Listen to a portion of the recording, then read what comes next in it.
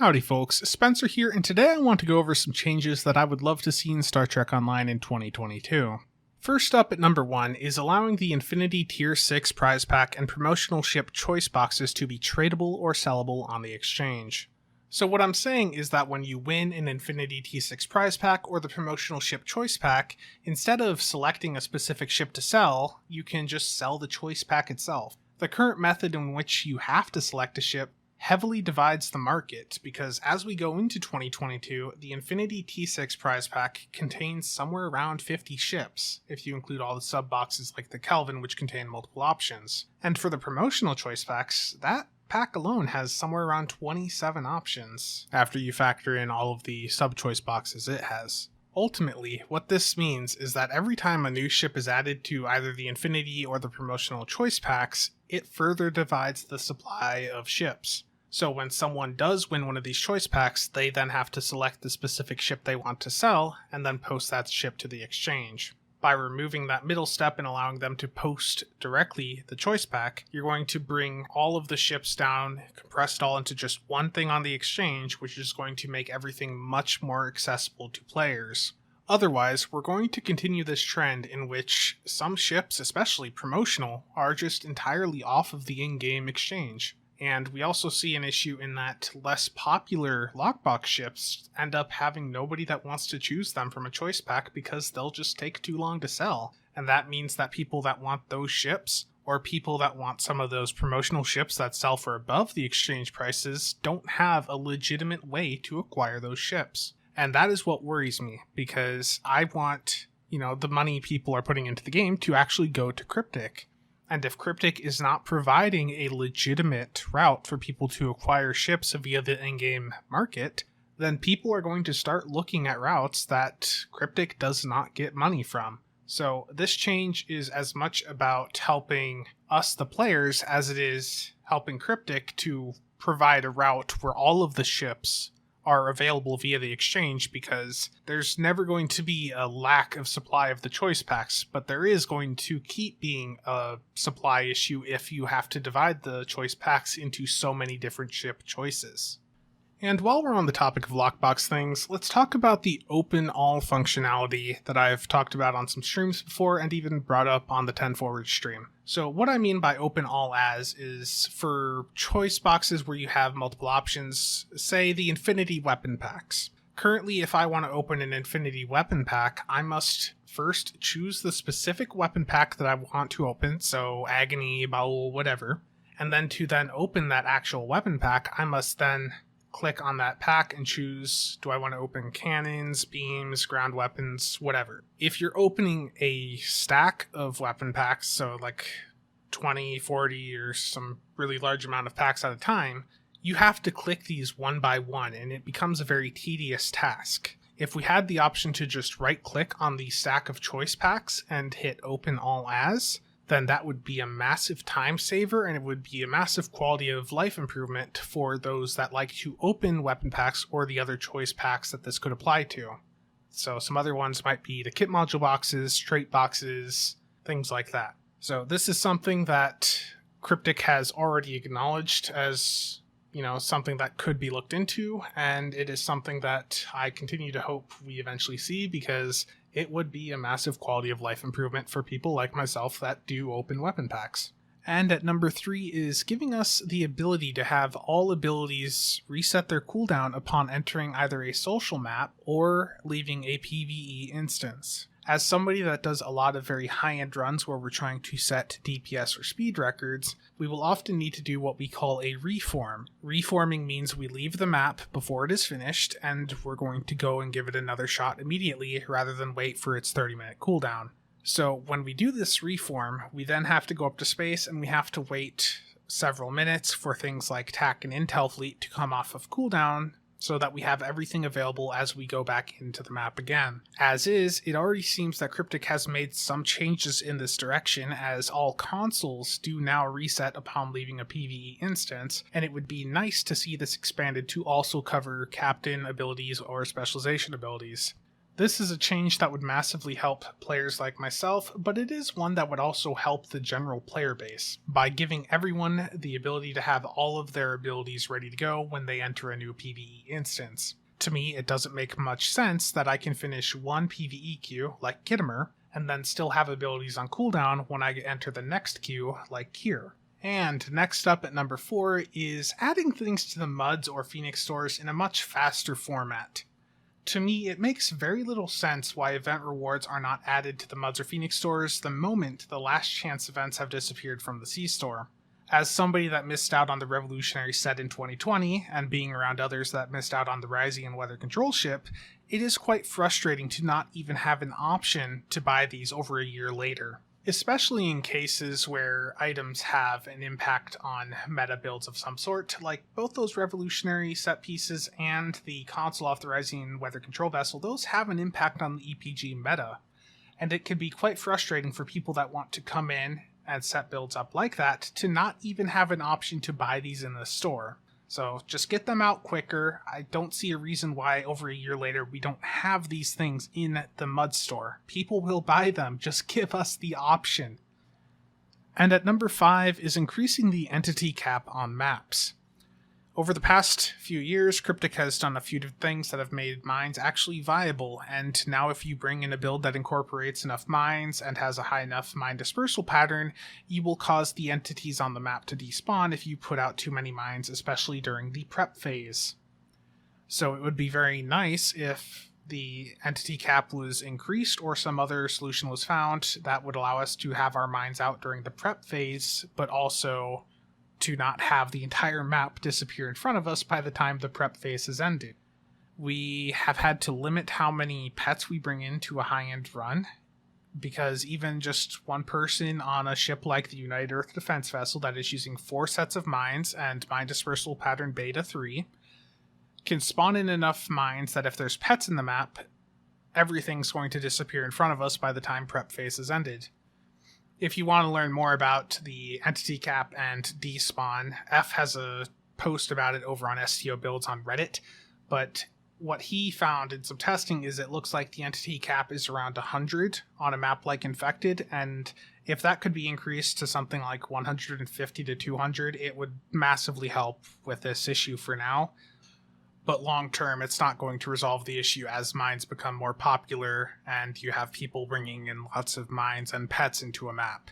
So a temporary solution would be to increase the entity cap on a map like Infected, but long term, a different solution might need to be looked into because this is not going to work if more people adopt mines and bring in lots of pets into a map.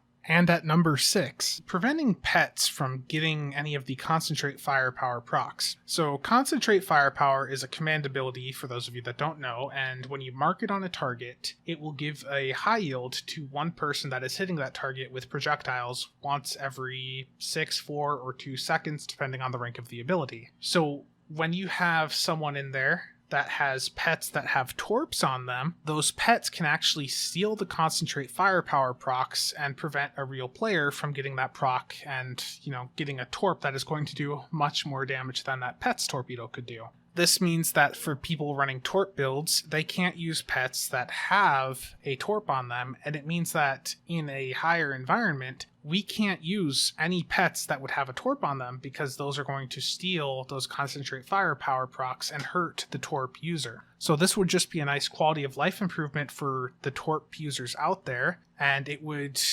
massively open up different options if we could bring pets back into the map that had torps on them, knowing that they're not going to steal those Concentrate Firepower procs.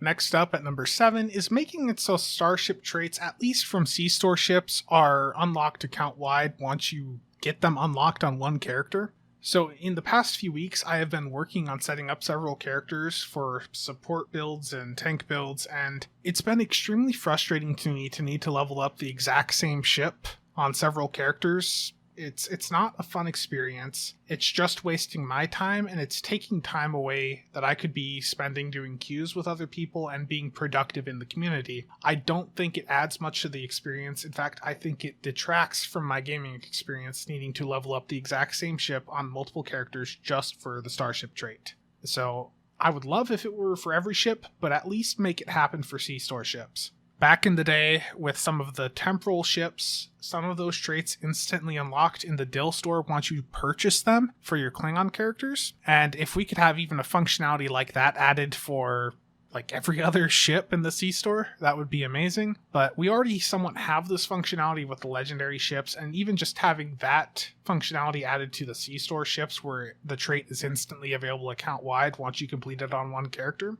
would be extremely beneficial, and it would encourage myself and others to actually work on alternate characters more and invest more into more characters. So this is something that would just be a quality of life improvement and maybe get more people to invest more into the game, being it would make having alts easier. Next up at number 8 is changing the Infinity lockbox to make all of the duty officer packs in that lockbox go into a choice pack. So we're at a point now where there are a ton of Doff packs, and there are some, like the Borg, that really need a massive influx of supply. If Cryptic were to put all of the Doff packs in the Infinity lockbox into a choice pack, where we could then choose a bunch of Borg Doff packs, that would help massively flood the market with those Borg Doffs, which have been so highly sought after. This would make a lot of builds much more accessible to people and would encourage more people to open the Infinity lockbox to get the specific Doff packs that they are looking for.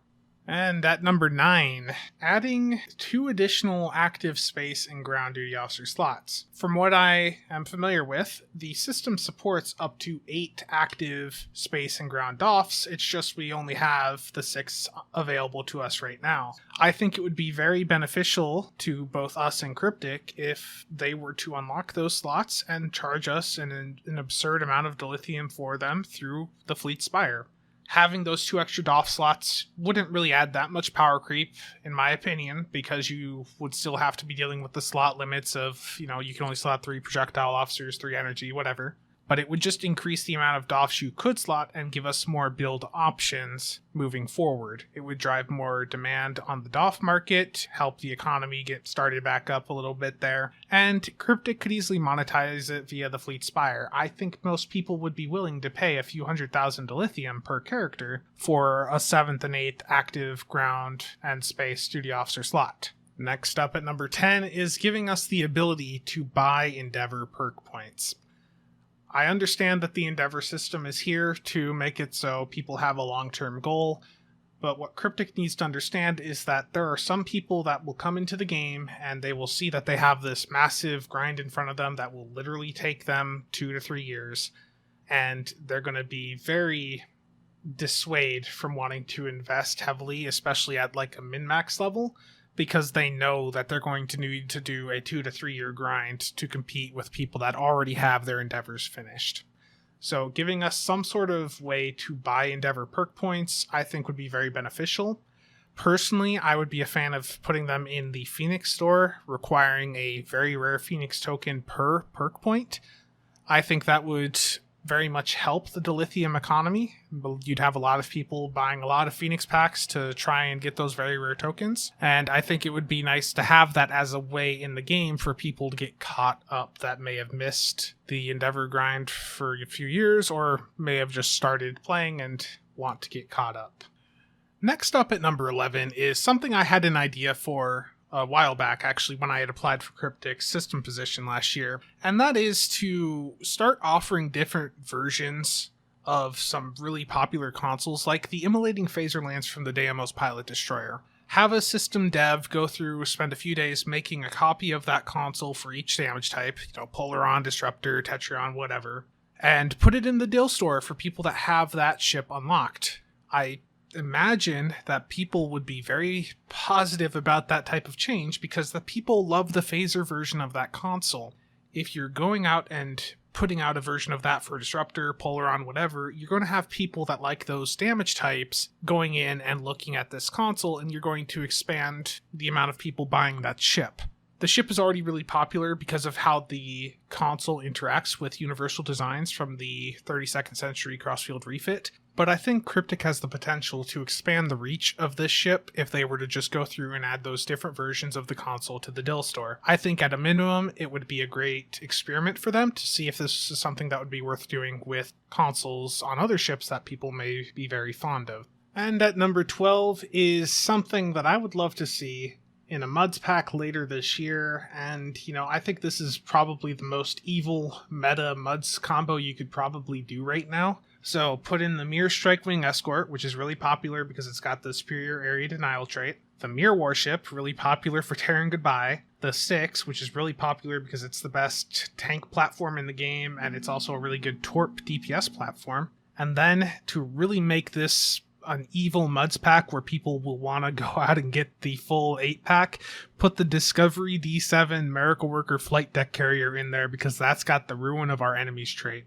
If you put that Muds pack in there, it's going to really irritate people because all 4 of those ships are just insanely good, and they all have something on them or about them that makes them really popular in the current meta. A pack like that would just really be evil. And I know people are going to hate me even saying to put all 4 of those in the same pack, but I think that would be really funny. But at a minimum, I would like to see all 4 of those ships in Muds packs this year. And that wraps up this video. Thank you for watching, folks. I wanted to get one of these done in late December, but I had some things pop up, and I know a lot of other content creators have done similar videos, but I just wanted to put my own take out with things that I personally would like to see in the game.